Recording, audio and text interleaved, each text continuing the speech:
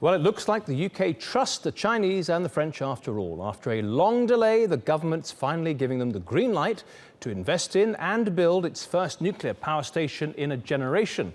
Well, critics say the UK gave in to Chinese pressure. Others say it's value for money. Environmentalists are inevitably dismayed. Let's start with this report by Azhar Sukri. When the Hinkley Point nuclear plant first began generating power in 1966, it promised an era of cheap, clean and almost limitless energy. Half a century later, the people promoting its latest phase are still saying the same things.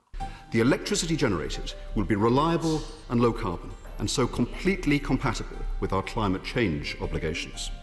And Hinkley Point C will inaugurate a new era of UK nuclear power, with UK-based businesses benefiting from almost two-thirds of the £18 billion value of the project, with 26,000 jobs and apprenticeships created.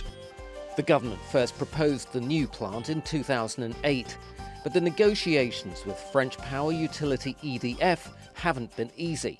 In 2013, the government agreed to pay it roughly double the market rate for generating electricity, infuriating the public.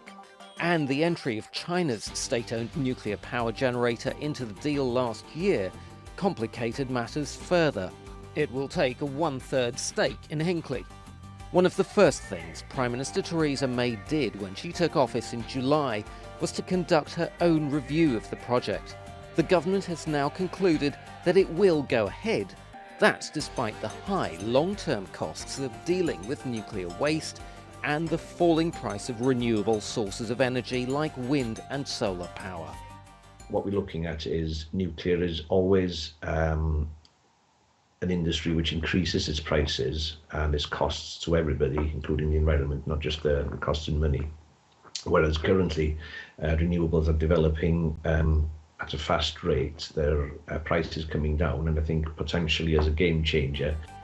The UK's own public spending watchdog, the National Audit Office, estimates that by 2025 the cost of producing electricity by renewables such as wind and solar energy will be comparable to or lower than that of nuclear. Part of the reason for that is the rapidly improving technology of large-scale batteries, which can store excess power and release it at night or when the wind dies down.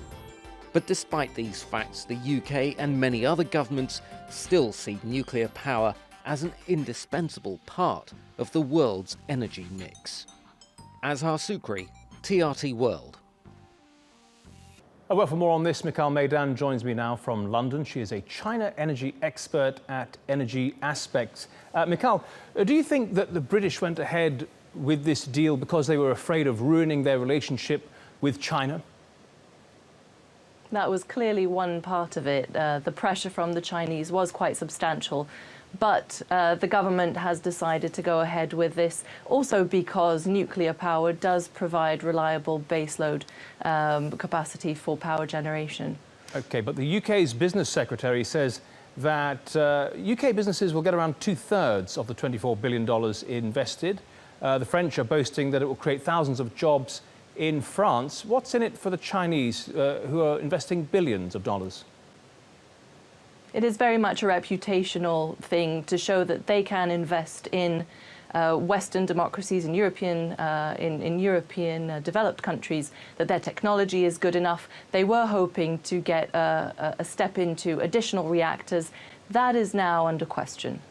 And yet, a lot of people remain concerned about Chinese involvement in a sensitive industry like the nuclear industry. Why do you think that is?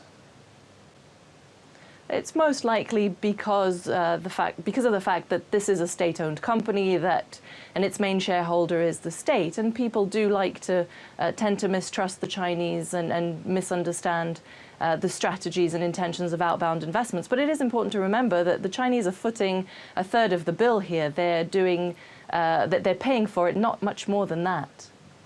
OK, let's talk about the French then for a moment.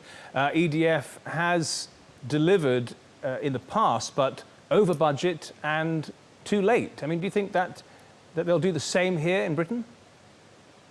There is a high risk that this project too will see cost overruns and delays. The technology has yet to show that it can function and that it has come in on time and as promised. So I think that is one of the biggest open questions of the deal right now. OK, Michal, Meidan in London, thank you very much for your analysis. Appreciate it.